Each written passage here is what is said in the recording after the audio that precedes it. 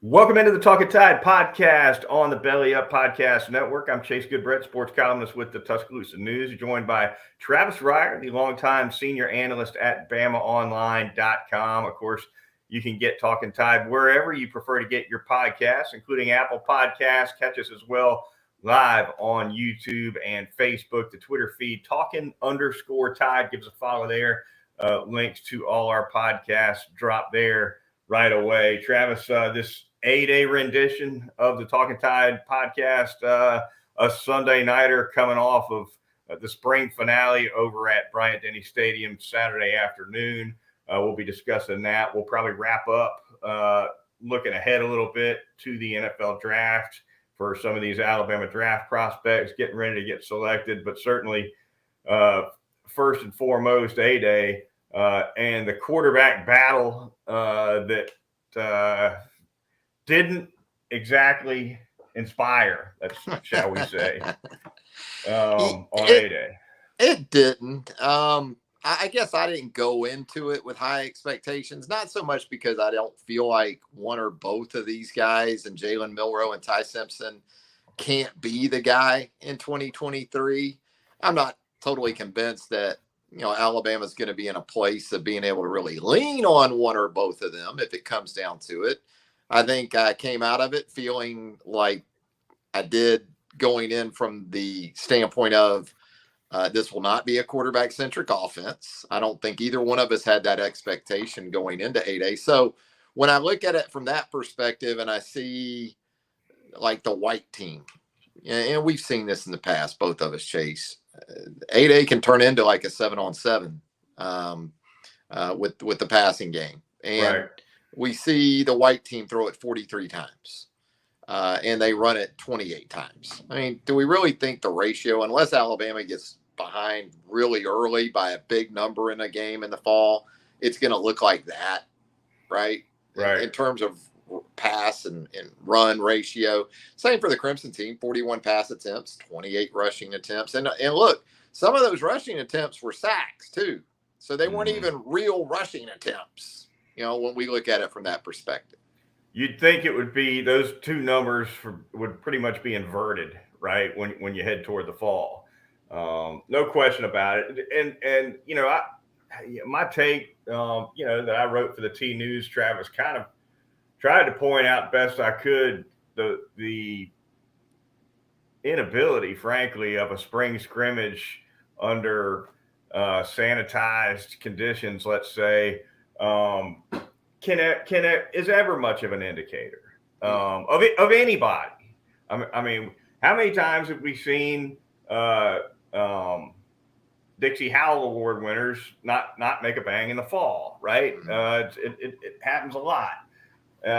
When it comes to quarterbacks, but last year, the starting offensive line gave up 15 sacks. And again, it's non-contact sacks. I get it, but there was natural concern over last summer. And guess what ended up happening, Travis? Alabama's pass protection turned out just fine.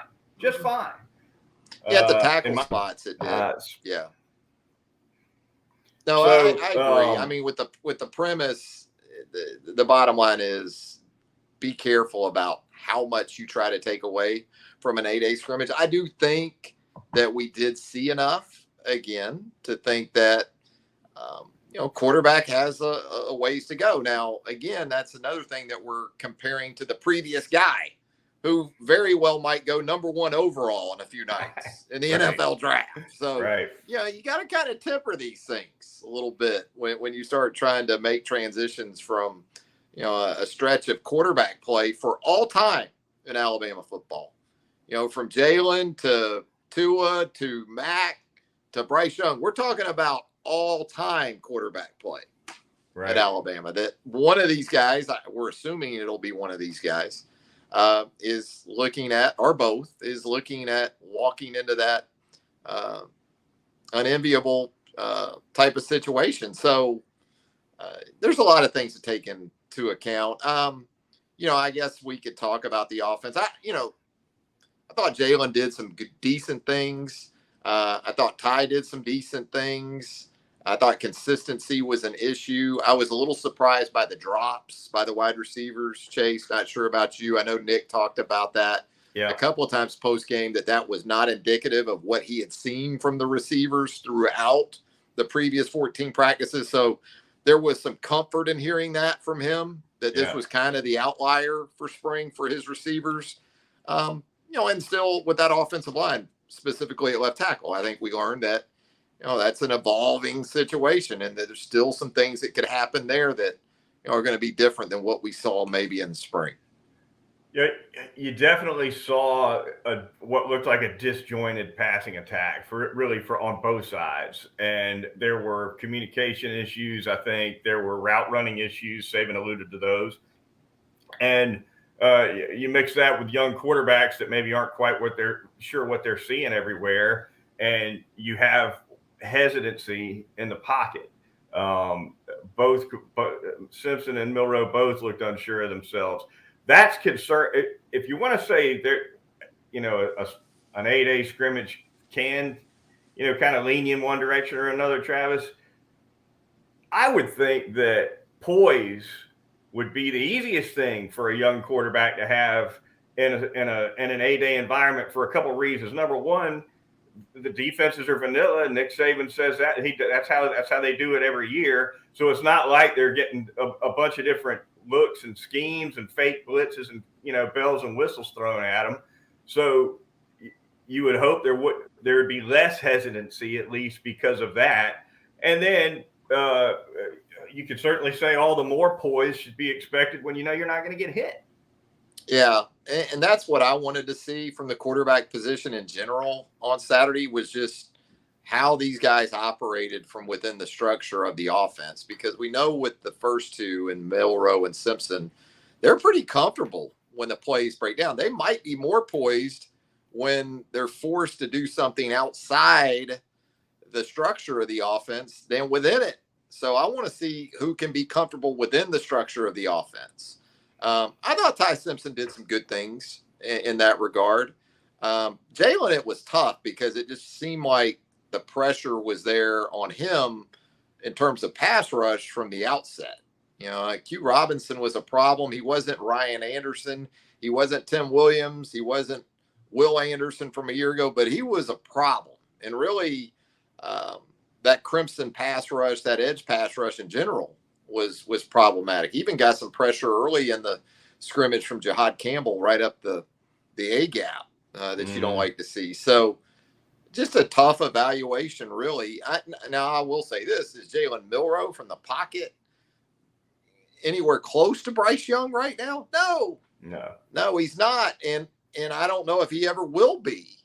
But again, in terms of how this offense, if it's one of these two guys and how it's going to be structured in the fall, just really hard to think about a lot from Saturday translating to the fall. Because how many zone read keeps did we see from the quarterbacks in the scrimmage? A couple of three. Jalen scored on one. Right. Simpson had about a 45-yard run on another. But that was about it, wasn't it? Yeah. That's going to have a place in this offense if it's one of these two guys, and other quarterback runs as well. There's no doubt. And if Milroe's the guy, I think you'll see even more of it because he's dynamic, Travis. I'm about ready to say he's the best athlete on the football team.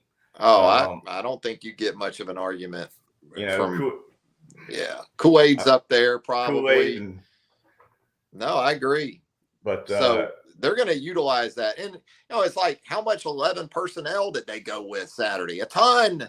You really think they're going to be in three wides that much? Now, I've been sort of the voice in the wild in this offseason that they're not going to be three tight end sets just because Tommy Reese is coming in. I still anticipate 11 personnel. They've always been that way under Nick Saban. 11, right. 12. That's going to continue to be the case. Do I think they're going to be as spread out as they were in the fall either? No, I don't think that. Yeah. Best throw of the day for Jalen Milroe for me, Travis, was definitely the throw at the end of the first half to Kendrick Law for 27 yards. Laid it right over Terry and Arnold. Christian Story a couple steps late getting over. That ball was exactly where it had to be. That's the lightning that you'd want to bottle if you're Tommy Reese on Jalen Milroe. Best throw for Simpson. How about the deep ball to Burton late in the game? That was Burton had his covers wasn't super tight because I think Burton had his man beat by at least 2 steps, but the ball was on time and it was on the money. That was a pretty ball. Jermaine had a drop. Isaiah Bond had a couple of drops. So, that kind of worked both ways for the quarterbacks in this scrimmage Saturday. I would agree with that. Yeah, I thought Jalen's throw, I think it was, he had a couple of them to Law, I believe, that were really good. And, I thought depth at quarterback was a positive on Saturday, man. I was very impressed with Dylan Lonergan, and going back to his high school tape, I liked some of the stuff that you saw from him intangibly.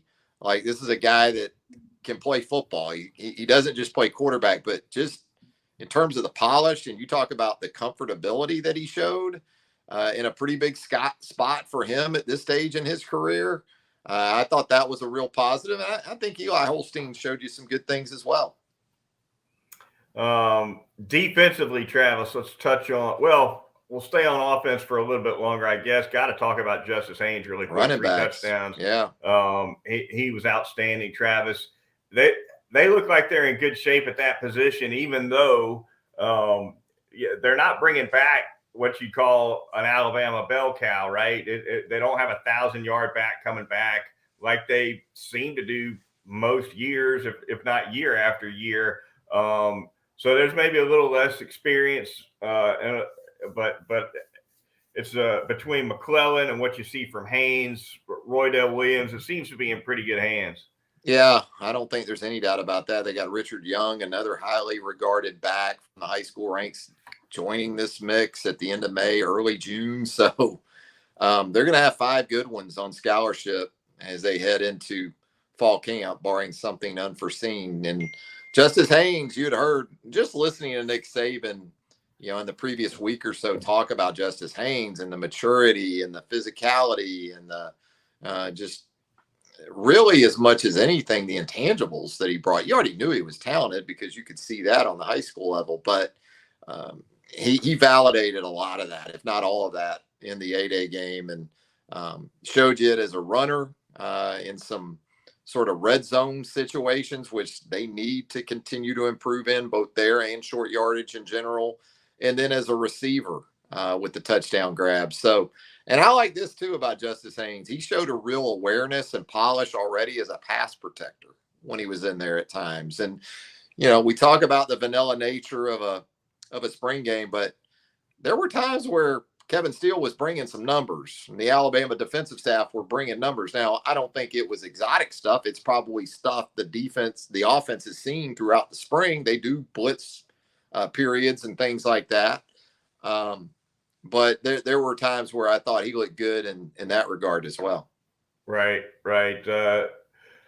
I remember Saban after last year's A-Day game when they had all the pass pro problems. He said, "Look, the offense isn't even checking to changing protection at the line." Mm-hmm. So if you presume that was the case again, then but definitely that. Haynes looking good. Offensive line. Thought it was a rough day for Elijah Pritchett. I liked what I saw more from the right side, Travis, for sure. A lot of potential there. J.C. Latham and Tyler Booker, I think, can cave things on that side. And if they like what they can get for a true Y over there too, maybe, that's going to be music to the ears of Jace McClellan, et cetera. But your thoughts on that O-line really quick.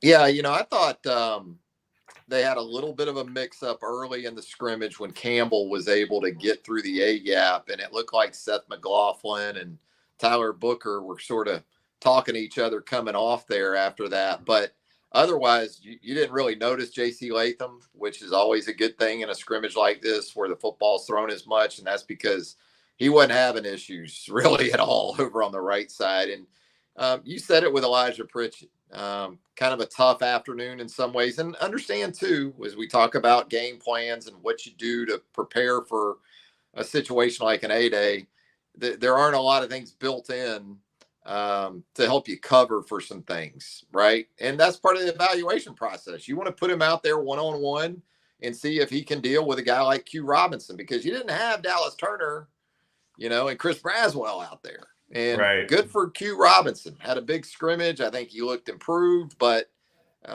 you've got enough tape at this point going into the summer that you kind of are going to be able to have a plan for that when you get into fall camp. And it's not to say that guys can't improve between now and August, but for sure there's some moving pieces there at offensive tackle. Caden Proctor, the young player, would be in that mix, I would think. JC Latham maybe going over to the left side. Just a lot of things to consider as you get into fall camp. Defensively elsewhere, Malachi Moore at safety. Travis, I think that was a smart move by Nick Saban in the spring. You got to have somebody at safety who can make the calls and has been around. And dropping Moore into that safety spot essentially gives that to them. They've been working with Earl Little at star. Things were a little different, obviously, on A-Day. But it sounds to me like they're fairly comfortable with Moore at safety and Little at star. Yeah, Nick alluded to the transfer portal impact in the last week or so. I guess having more to do with Malachi playing star with the ones and Earl working with the twos at star, and that really sound like Earl Little's got every opportunity to be the guy at star, right? When they get into August and beyond with Malachi at safety. And the more I hear about Caleb Downs and see from him, I think he's maybe that rare freshman, Chase. They're hard to find where you feel like you can count on them to make some checks and calls and, be in the right place at the right time. So he definitely has the look of a guy like that as well. And if you consider Christian Story in that safety mix, I think they probably feel good about their top three safeties right now. And then Little at the star, and then their corners with Terry and Arnold and Kool-Aid McKinstry. That's a good sounding 5 or 6 players, if you ask me. It's more about depth beyond those guys that you worry about, right? I see that it is, and I see the same ceiling I think you see with Caleb Downs at that safety spot. He looks like he's really got it together at that spot. And yet you look back and you think about some of the very best safeties Nick Saban's had at Alabama, as good as they were. Most of them were mainly special teams guys, if not only special teams guys, as freshmen. So that's, and I'm sure Caleb Downs will be, I would assume, an outstanding contributor on special teams as well. But it'd be fun to watch how quickly he's goes from special teams to being a leader on the deep. Might be immediate, might be game one. Who knows? It kind of has that feeling right now. And you're right. As far as freshmen at that position, maybe you start them like a Minka Fitzpatrick at a star position. You give them maybe a sub package role because you feel like, hey, that's where they might be able to help us the quickest, is that money or star. And you give them that to sort of sink their teeth into, but you don't really entrust them with one of those safety spots, right? Because you can bust coverages, you can bust calls. But I don't get that sense with Caleb Downs. Now, it's a little different situation with the secondary right now with attrition and, what we're going to see in the NFL draft coming up here in all likelihood. But, and it's also, here's what's also harder too, Chase. 5 or 6 years ago, if you went to a 3rd or 4th year player and said, look, you're in great shape to be our money in the dime, a lot of guys would go, that's great. I mean, coming out of spring to already kind of feel like that's the step I'm going to get to take in all likelihood with the potential for more, guys would sign up for that. Now, I think there are guys 3rd, 4th year in the program, you tell them, well, it's kind of looking like money and that's the role. They're like, the hell with this. I'll hit the portal, go somewhere else and be an every down safety and drop down there and dime. You know what I mean? Right. It's not the sell it was 5 or 6 years ago. I'm not saying they're going to maybe have some issues with that. But it's just different. And, like Hootie Jones, he was that sort of guy. He was the would have been hard to hang on to Ali Sharif in this day and age. They don't. Yeah. When you tell them that as much, they go, well, we'll see how it goes. I'll check back with you. Portal closing on April 30th. I guess here in a week, Travis, we'll know who's in and who's out for sure. I would imagine Alabama will catch a couple more losses here over the next 7 to 8. No reason to think they wouldn't. Had several, say, sayonara even before A-Day. Plenty of writing on those walls, clearly. But they didn't. Couple of them didn't hang around to, get their Jerry Duncan I like to practice award. I wonder if they got their votes in. I wonder if they got their votes in. I'll be over here in the portal. Yeah. Talkin Tide podcast on the Belly Up Podcast Network. Want to thank sponsor right now, Peterbrook Chocolatier of Tuscaloosa. Travis, what about them? Peterbrook Chocolatier right there at 1530 McFarland Boulevard North in the Indian Hills section of Tuscaloosa. Just completed a great run through Easter. If you were in town in Tuscaloosa for A-Day weekend, hope you were able to stop by and check out all the great treats, all the great chocolate right there at Peterbrook Chocolatier. You know what's coming up? Mother's Day. I don't know a mama that doesn't love chocolate. So look, it's an easy assignment for you. Peterbrook Chocolatier, 1530 McFarland Boulevard North in the Indian Hills section of Tuscaloosa. Talkin Tide podcast on the Belly Up Podcast Network. Moving on, again, the Twitter feed, Talkin_Tide. Travis, for the last few minutes of the show, we'll take a quick look ahead at the NFL draft for some top Crimson Tide prospects. Once again, Bryce Young, Will Anderson, obviously the top two. Young expected to go number 1 to the Carolina Panthers. I put Daniel Jeremiah to the test on a teleconference earlier this week, Travis, and asked him about the likelihood of Anderson going 2, which is 1-2 from the same school. Has only happened 3 times ever in the NFL draft. He doesn't think it's out of the realm of possibility. But Texans, where Will Anderson did have an official visit, and D'Amico Ryans, of course, the coach there. They hold that number 2 pick. Cardinals pick 3, Colts pick 4, Seahawks pick 5. Anderson will be gone, I would think, for sure by that 5th pick, if not sooner. Yeah, that Vegas money seems to have shifted pretty heavily, I guess, towards Bryce being that number 1 pick. That's been the sentiment here for a couple of weeks now. First time an Alabama player will have gone number 1 overall since Harry Gilmer in 1948, I believe. So how about that one? In the modern era, I guess we could say, of the NFL draft, he will be the first Alabama player to go number 1 overall. And so from a recruiting perspective, you love it, obviously, if you're Nick Saban. But you're right, and I've talked about this in the past. You just wonder, not that Will, and I agree, I don't see him getting past the 5th pick. But would Will Anderson have been better off if he could have come out last year as a sophomore in that draft? Because we had Travion Walker, I guess, go number 1 overall to our Jags. You going to take him or Will Anderson a year ago? After the numbers Will had in 2021, that's a fascinating retrospective, I guess. But both those guys are going to go early. Bryce obviously expected to go 1. I have a hard time imagining the Texans not going quarterback at 2. Maybe they don't, but they definitely have a need there as well. They absolutely do have a big need at that spot, those Houston Texans. Brian Branch going to be in Kansas City himself, along with Will Anderson and Bryce Young. And Chase Goodbread. I'll be headed up there. Absolutely. Nick Kelly and I both will be headed to represent represent for both days in case you don't go in the first round. They keep showing you in that green room, like Landon Collins that year. Yeah. Landon had to wear the same suit the second day, He didn't go in the first round. They only bring that 1 suit, Travis. It's just that second suit's bad. You know how many suits Mama brings up? Mama brings 4 or 5 for the broadcast. But Junior brings 1. That's all he gets. Yeah. Anyway, Brian Branch with his versatility for sure, I think going to go in the first round as well. His draft stock's really gone nothing but go up. Jahmyr Gibbs, Travis, a borderline late first, early second guy. That's the word on him.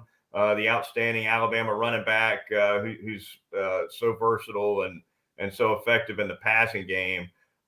Just for fun, I went and scan the last 7 or 8 teams picking in the first round, Travis, pick 25 through the end of the first round to see who might have a need at running back, just to see where Gibbs might be looking at, if that's the area of the draft where he goes.